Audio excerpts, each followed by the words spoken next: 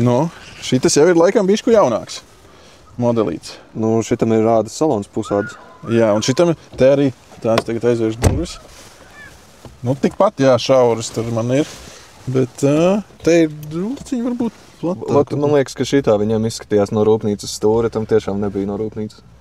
Bet, lai gan, ja godīgi, tā mazākā stūra ir labāka, man tā liekas. Bet varbūt galvas jautājums. Bet uzreiz, kad tu iesēdies mašīnā ar ādas salonu, uzreiz ir cita smarža, uzreiz ir tāds luksus aromāts. Un šitam ir arī luksus beņķi, pasies pilnie. Un katrs var sasēsties divatā. Nav mazās taburetītes. Oh, jā. Katram ir savs pilnvērtīgs beņķis. Jā, šīs ir kaut kāds jaunāks gads. Tas bija kaut kāds 2001. gads. Šeit nav cenu labi. Nē. Pajautāsim tur uz vietas, tur pieliks klāt. Zem priekšējā krēsla te ir dators un zem braucēja priekšējā krēsla šoferē ir baterija.